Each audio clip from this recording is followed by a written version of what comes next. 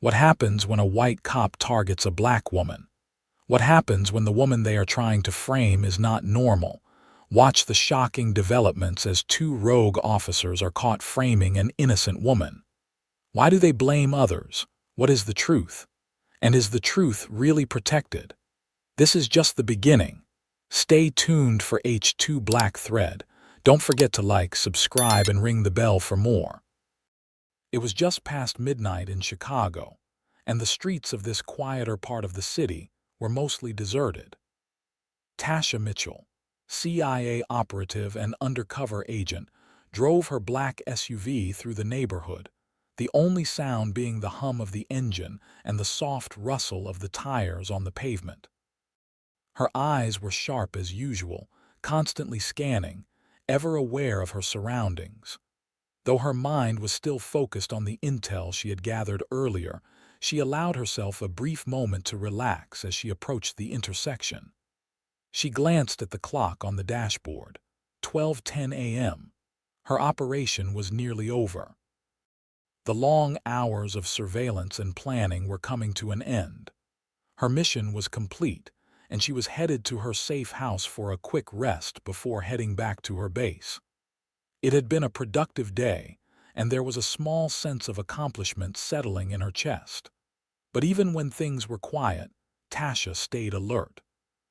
As she reached the quiet intersection, she slowed the car to a complete stop, checking both directions.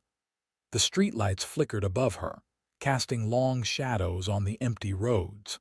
Just as she was about to move again, a flash of red and blue light startled her. The siren wailed, a shrill sound piercing through the otherwise peaceful night. Tasha didn't flinch. She had dealt with traffic stops before, even if this one felt a little more intense.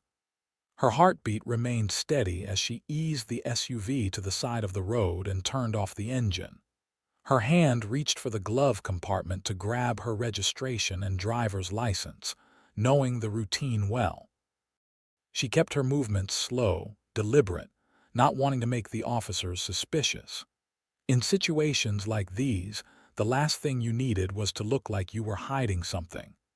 The patrol car pulled up behind her, its flashing lights reflecting off the rearview mirror. The sound of the siren ceased as the car came to a stop. Tasha saw the two officers getting out of the vehicle. The first was a tall, broad-shouldered man with a square jaw, his uniform neat and crisply pressed. The second was a shorter woman with a stocky build, her hair pulled back into a tight ponytail. They both wore the dark blue uniforms of the Arlington Police Department, badges gleaming in the light. Tasha quickly noted their names on the badges: Officer James Rizzo and Officer Carla Hayes. Rizzo, the taller officer, approached her window first. His steps were purposeful, the kind of confident stride that spoke of authority. He leaned down, shining a flashlight into the car. The beam of light swept across her face, lingering just a moment longer than necessary. "Good evening, ma'am," he said in a firm tone. "You know why I pulled you over tonight?" Tasha didn't flinch. She met his gaze evenly, her face a mask of calm. "No, officer, I wasn't speeding and I made a full stop at the intersection." Rizzo's lips twitched into a small, almost imperceptible smile. It wasn't the friendly kind. Instead, it felt more like a smirk. "Actually," he said, his voice dripping with condescension, "you failed to stop at the stop sign back there. That's a moving violation." Tasha raised an eyebrow, but her expression remained calm. "I'm sure I stopped, officer." Rizzo's gaze lingered on her for a moment before he straightened up, his smile widening. "License and registration, please." Tasha handed over her documents without hesitation. As she did, she noticed the way his eyes lingered on her Virginia plates, the way he scrutinized every detail. She wasn't sure why, but something about the way he was looking at her didn't sit right. She didn't have much time to think about it, though, as Rizzo began to flip through her paperwork with a deliberate slowness. "You live around here?" he asked, his eyes scanning her local address. "Yes," she replied, trying to keep her tone neutral. I live nearby." Before Rizzo could respond, Officer Hayes, who had been standing at the rear of the vehicle, suddenly called out, "Hey, Rizzo, you might want to take a look at this." Tasha felt a twinge of unease, but she kept her face impassive. Something wasn't right, and she could feel it. Rizzo nodded, giving her one last look before turning and walking to the back of her SUV. Hayes was pointing at something inside the trunk, and Tasha couldn't quite see what it was, but her instincts were on high alert. This wasn't a routine stop. Moments later, Rizzo returned to her window. His expression had changed. There was no smile now, only a grim look that sent a chill down her spine. "Step out of the vehicle, ma'am," he said, his tone suddenly much more serious. Tasha didn't move immediately. She kept her voice steady. "May I ask why?" "We have reason to believe you're in possession of illegal substances," Rizzo said, his voice clipped, almost rehearsed. Tasha's brow furrowed slightly, but she didn't panic. "Illegal substances," she repeated, maintaining her composure. "I think you're mistaken." Rizzo didn't answer immediately. Instead, he waved for Hayes to come over, and the two officers exchanged a quick look. Hayes stepped closer, her expression unreadable. "Step out of the vehicle now," Rizzo repeated, his voice firm. Tasha hesitated only for a second before opening the door and stepping out of the car. She didn't make a scene, didn't try to argue. She simply stood up straight, her posture calm, her movements deliberate. She knew that trying to resist would only make things worse. As she stood next to the vehicle, Hayes approached the back of the SUV. With a smug look on her face, Hayes flung the trunk open and pointed at a small bag of white powder sitting on the edge. "There it is," Hayes said with mock surprise. "What do you know? A bag of powdery goodness." Tasha's mind was racing, but her expression didn't change. She knew the bag hadn't been there when she left her apartment. "This was a setup." "Anything you want to tell us, ma'am?" Rizzo asked, his tone almost too casual now, as if he had already won. Tasha's lips curled into the faintest smile, but there was nothing warm about it. "I'll save my comments for the appropriate setting," she said calmly. Rizzo chuckled, clearly thinking she was being arrogant. "Oh, you'll have your chance. You're under arrest for possession with intent to distribute." Tasha allowed him to cuff her, her eyes steady as she looked at Rizzo. "You're making a big mistake," she said quietly. "We'll see," Rizzo muttered as he led her toward the squad car. The drive to the station was quiet, the only sound the occasional crackle of the police radio. Tasha sat in the back seat, hands cuffed behind her, her face still neutral. She wasn't afraid. She knew exactly what was happening, and she was prepared. Her mind worked quickly, going over every detail of the stop. The stop sign that didn't exist, the planted evidence, the smug officers. This wasn't random. This was deliberate, and Tasha was going to make sure they regretted it. Tasha sat quietly in the back of the patrol car, her hands cuffed tightly behind her. The fluorescent lights from the street lamps outside flickered briefly as they passed by, casting long shadows across the back seat. The siren had gone silent, but the tension in the air seemed to make everything feel heavier. She stared out of the window, her face a mask of composure, not giving any sign of the storm raging inside her mind. She wasn't naive. She knew exactly what was happening here. This wasn't a routine traffic stop gone wrong. It was an orchestrated attack, a deliberate attempt to entrap her. They had planted the evidence, the bag of powder in her trunk, and now they were trying to make sure she couldn't escape their snare. Tasha wasn't the type to panic. She had trained for situations like this, situations where the odds were stacked against her, and she had to rely on nothing but her instincts and preparation to make it out. The officers were talking among themselves in the front, their voices low and muffled, but Tasha didn't need to hear what they were saying. She knew they were already making plans, probably already thinking about how they would spin this to their colleagues. She could almost hear Rizzo's smug voice in her mind as he imagined the glory of bringing down a drug trafficker. The thought made her stomach churn, but she didn't show it. Instead, her expression remained neutral as she focused on the road ahead, her eyes scanning every corner, every detail. Every inch of this station, this ride, was being observed. Tasha was keenly aware of the cameras in the patrol car, the microphones that could pick up even the slightest sound. Her body was still, her breathing slow and steady, as though she was completely calm. But inside, she was calculating, analyzing, and waiting for the right moment to act. She had to be careful. Anything out of place, anything that showed even a hint of unease could be used against her. So she maintained her composure. A few blocks away from the station, Tasha's mind was already racing. She needed to alert her team, let them know where she was. There was a tracker hidden in the lining of her jacket, a standard-issue device for field operatives. It was small, nearly undetectable, and would transmit her exact location to her team as soon as it was activated. She knew they would be looking for her, watching her every move. It was only a matter of time before they noticed her absence, and when they did, she needed to make sure they knew exactly where to find her.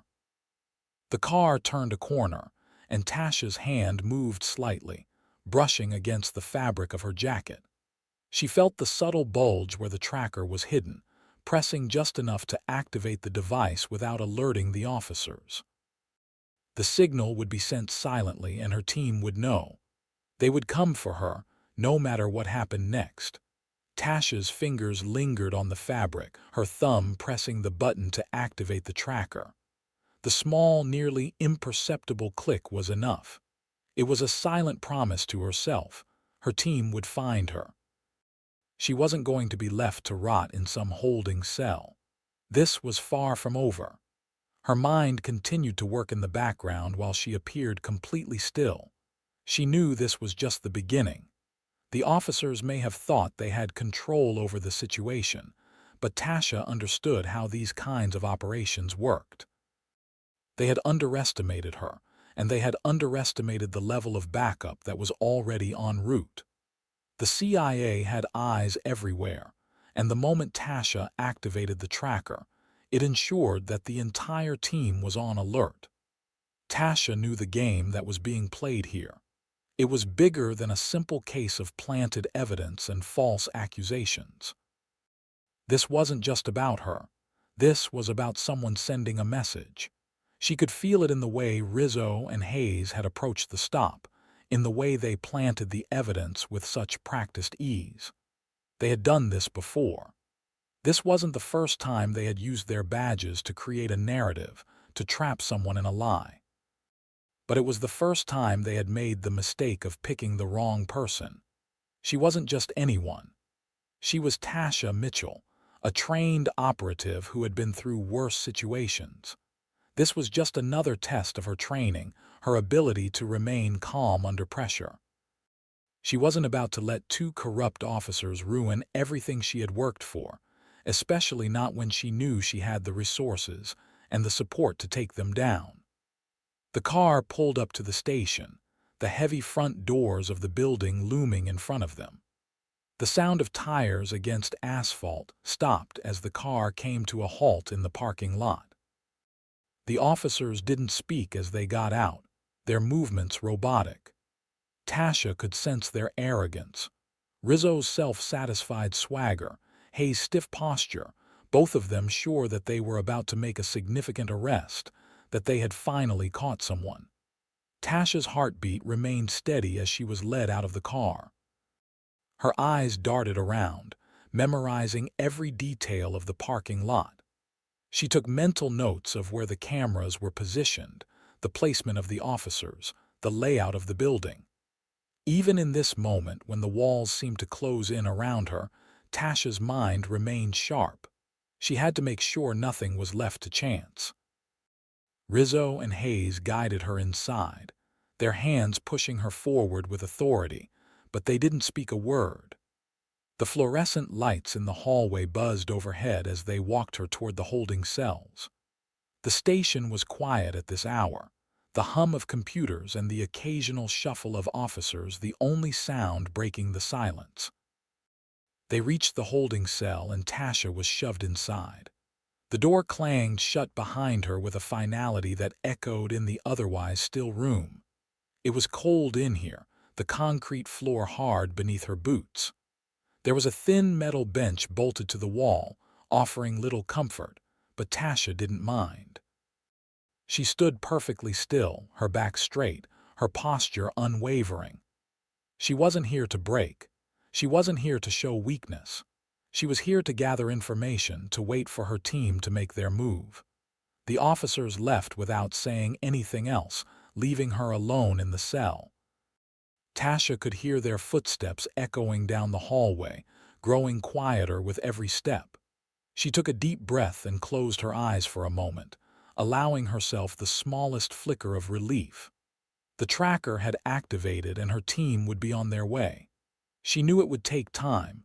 Nothing was ever quick in situations like this.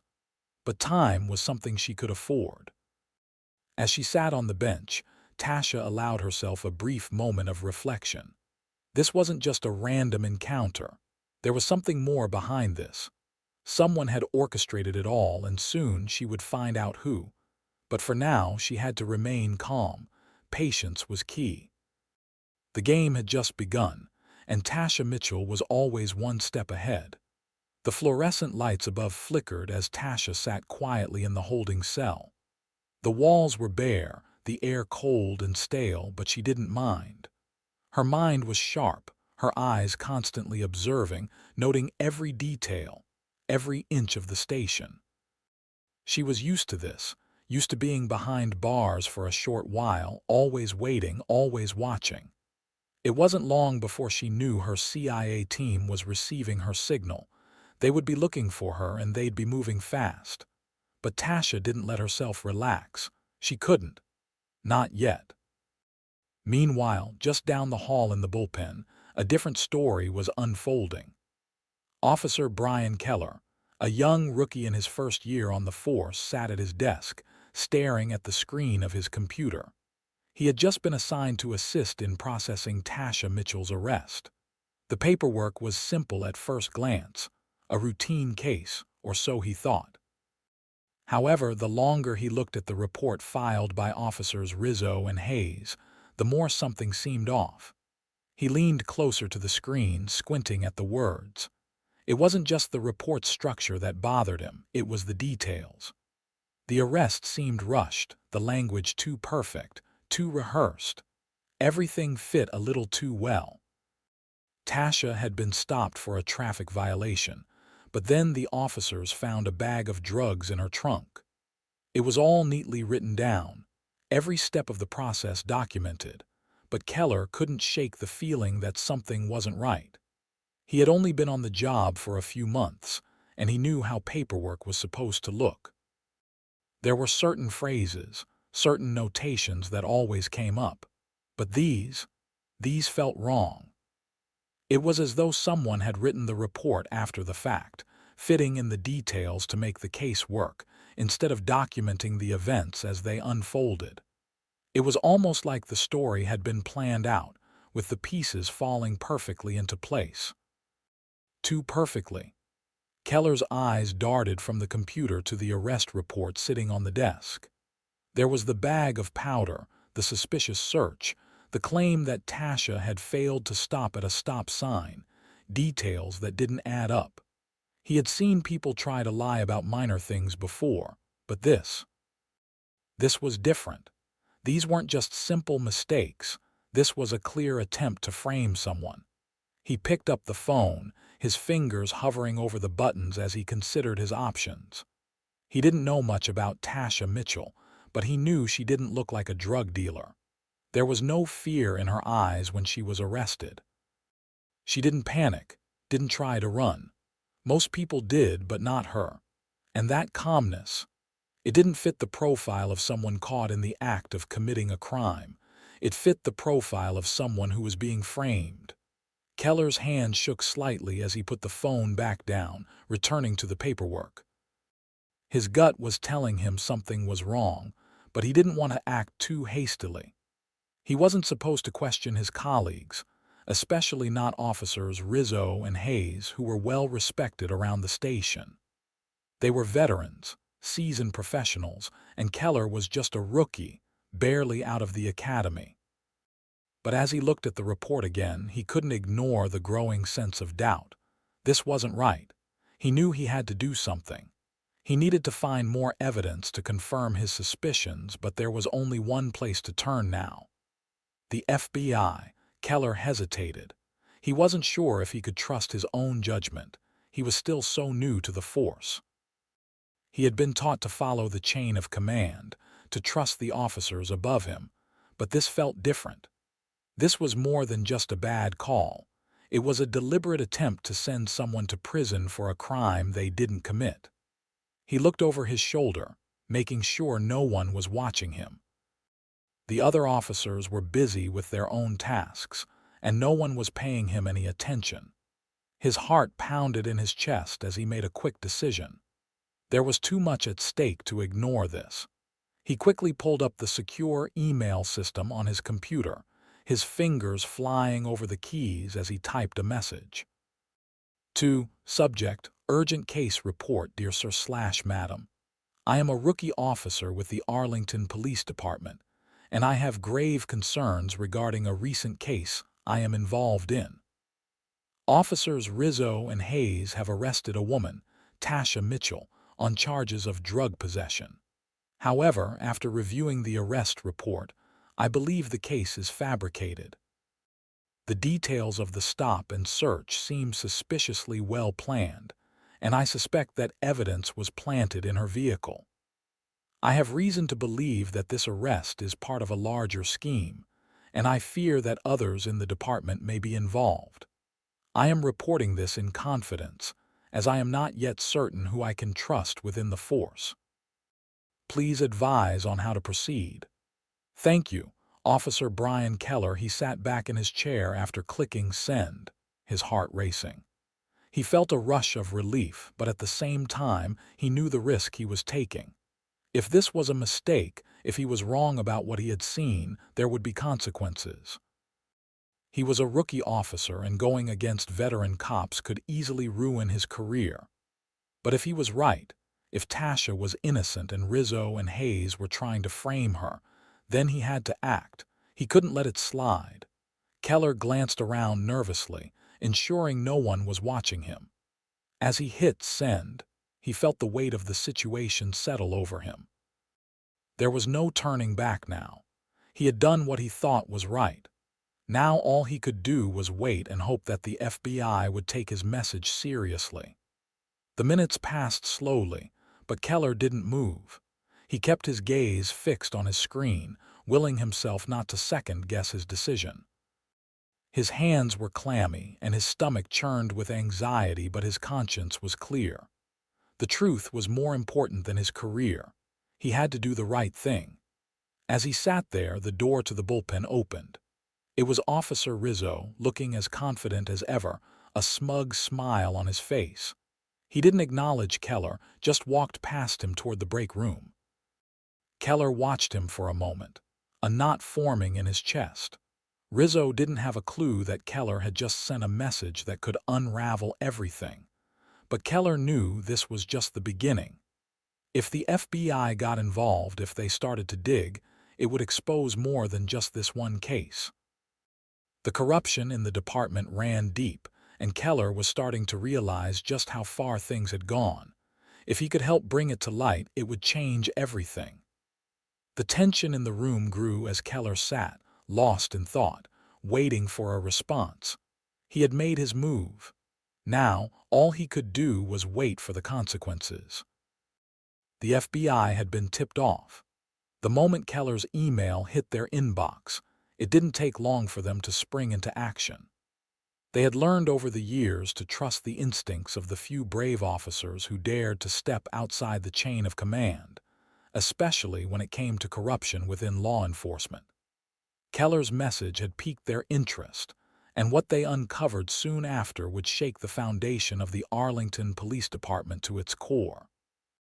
The FBI didn't waste any time. Agent Daniel Price, a seasoned investigator with a sharp mind and a reputation for thoroughness, was the first to receive Keller's report. Price had seen his fair share of crooked cops, but the detailed tip-off Keller had provided suggested something far deeper than just one corrupt officer. There was a pattern. Rizzo and Hayes were just the beginning. Price quickly assembled a team, including some of the best agents from the cyber crime and investigations units. They needed to move fast. They had to secure a warrant for the officers' records, surveillance footage, and any evidence that could tie them to misconduct. The plan was to work quickly, methodically, and most importantly, quietly. They needed to gather hard evidence, and they couldn't afford any slip-ups. After spending the next several hours combing through the officers' files, they found exactly what they had feared. Rizzo and Hayes had not just framed Tasha Mitchell. They had been framing people for years. They had used their badges to push fabricated cases, creating arrests and false convictions for people they had targeted. The two officers had a long history of questionable arrests, each one suspiciously similar to the other. Minor traffic violations escalated into serious criminal charges, with evidence always found at the scene. But it didn't end there. The more the agents dug, the more they realized the extent of the operation. Rizzo and Hayes had been carefully planting evidence to frame innocent people. Their targets weren't random. They were chosen based on race, background, or personal vendettas. The officers had exploited their position of power, manipulating the justice system to put people behind bars for crimes they hadn't committed. One of the agents found an old surveillance video, footage from a traffic stop that seemed to tell a different story than the arrest report. In the video, Rizzo and Hayes could be seen talking privately before the search even started. The officers had staged the entire situation, planting drugs in the trunk of the vehicle before conducting the search. The timestamps matched perfectly with the fabricated reports filed afterward. This wasn't a mistake. It was a deliberate act of framing. The FBI's tech team worked quickly to gather more evidence. They cross-referenced the officers' arrest records with reports of other incidents, and soon they had a laundry list of false arrests and planted evidence. The pattern was undeniable. This was a well-established operation, and Rizzo and Hayes had been at its center for far too long. Agent Price wasn't surprised. Corruption in law enforcement wasn't a new concept. But seeing the sheer scale of it, the fact that it had been happening right under their noses for so many years, left a sour taste in his mouth. The more he uncovered, the angrier he became. He had seen bad cops before, but these two, Rizzo and Hayes, had gone above and beyond. They weren't just bad cops. They were criminals hiding behind a badge. Price wasted no time in bringing this to the attention of his superiors. Within hours, a plan was in place to arrest both officers. The FBI wasn't just going after Rizzo and Hayes for framing Tasha Mitchell. They were going after them for years of misconduct, for abusing their power, and for systematically destroying innocent lives.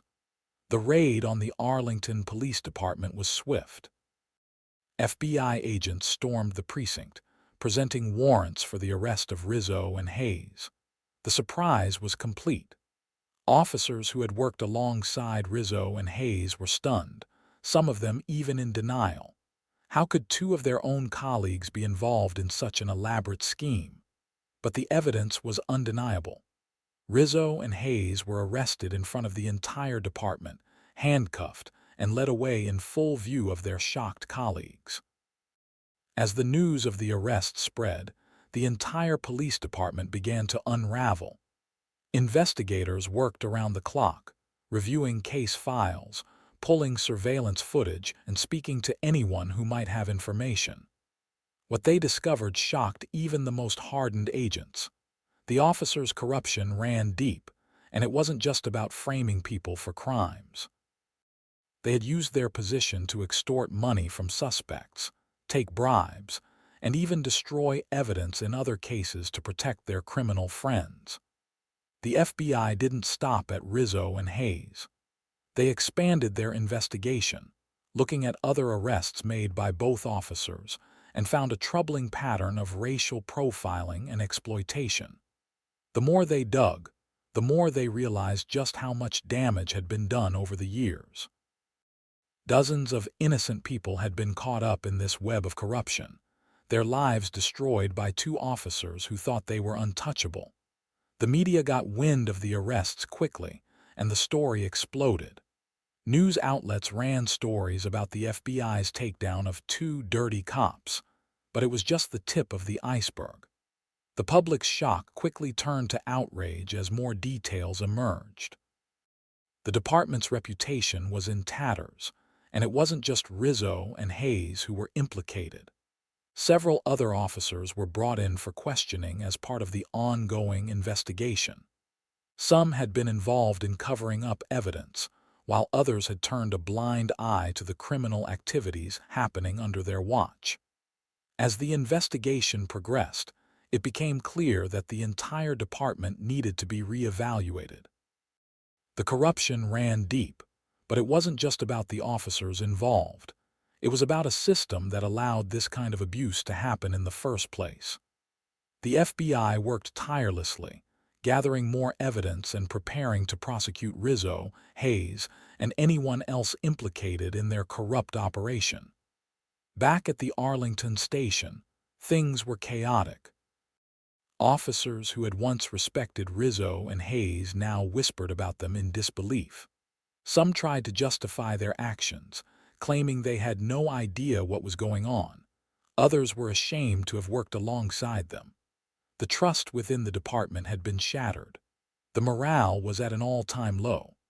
Tasha Mitchell, still sitting in her holding cell, was unaware of how fast the tides were turning in her favor. She knew the FBI would eventually make their move, but she had no idea just how far-reaching the investigation would be. When she was finally released from custody, it wasn't just because the charges against her had been dropped. It was because the entire corrupt system had been exposed. As she was led out of the cell and into the light of day, Tasha felt the weight of the situation begin to lift from her shoulders.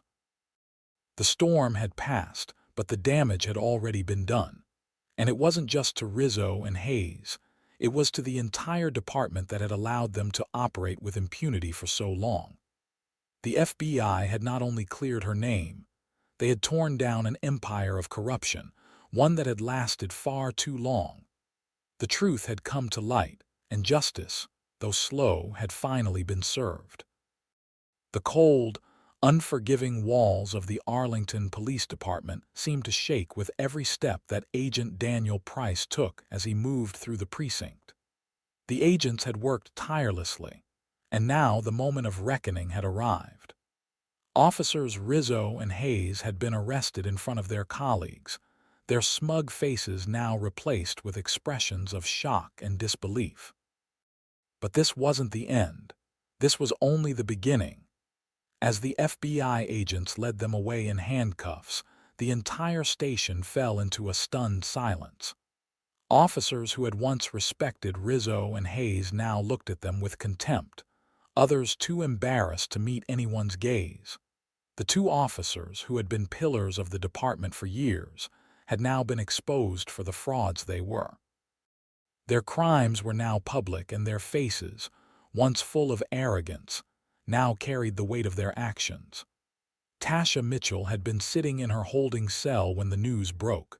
At first, it was just a murmur, something she couldn't quite hear over the loud buzz of fluorescent lights. But as the minutes passed, she could feel it. Something had shifted. The weight she'd been carrying for hours, the uncertainty, the anger began to dissipate. The charges against her had been dropped. The fabricated evidence, the drugs planted in her car, had been exposed as nothing but a lie. She wasn't just a victim of corruption. She was now a symbol of the truth's resilience. The officers who had tried to bring her down were now the ones facing serious charges of their own. Their world was crumbling, and for Tasha, the truth was finally winning. It wasn't long before the FBI cleared her name. The press releases came in, followed by a flurry of phone calls and meetings with her team. The word spread quickly. The arrest of Rizzo and Hayes had become national news, and the truth was out. The system they had exploited for so long was now under a microscope, and the public was furious. But for Tasha, the battle wasn't over. The FBI's work was just the first step in a much larger process. The Arlington Police Department was in chaos. The shock of the arrests had reverberated throughout the force, but that was nothing compared to what came next. The department was forced to undergo a complete overhaul. The damage done by Rizzo and Hayes, and the cover-up by many of their colleagues, was too great to ignore. Officers resigned left and right, some under suspicion and some simply too ashamed to stay. The department's reputation was in ruins, and the fallout wasn't just affecting the two officers who had been arrested. It affected everyone who had turned a blind eye to the systemic corruption that had festered within its walls for years. Among the chaos, one officer stood out. Brian Keller, the young rookie who had been the first to notice something was wrong, now found himself in the center of the storm. His role in exposing the corruption didn't go unnoticed, but it didn't come without its consequences. Some officers praised him, acknowledging that he had done the right thing. They respected his courage in coming forward, despite knowing the risks. But there were others who resented him. They were the ones who had worked with Rizzo and Hayes, the ones who hadn't spoken up when they should have. They blamed Keller for exposing the truth, for disrupting the status quo that they had become accustomed to. Keller knew he had made enemies, but he also knew he had made the right choice. His career would be different from here on out, and maybe it wouldn't be easy. But he didn't regret his decision. He had stepped up when it mattered, and in doing so, he had helped bring justice to the people who had been hurt by the officers' abuse of power. As for Tasha, her life was about to return to normal, or as normal as it could be for someone in her line of work. She was free now, and while that brought a sense of relief, she knew the job was never really done. Corruption wasn't something that vanished overnight. It could hide in the shadows, waiting for its next opportunity to strike. But for now, she allowed herself a moment of quiet satisfaction. She'd survived this ordeal, and the truth had prevailed. There would be more fights ahead, more challenges to face, but for the first time in a long time, Tasha felt the weight lift from her shoulders. She had come out the other side stronger than before, and she was ready to face whatever came next. The story of Tasha Mitchell wasn't just about a woman wrongfully accused.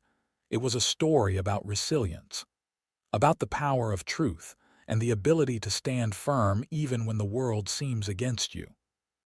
It was a reminder that no matter how deep the lies go, no matter how carefully they are buried, the truth has a way of rising to the surface.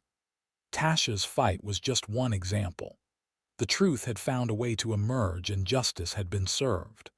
The story ended, but the fight continued for Tasha, for Keller, and for everyone who had ever been wronged by the system.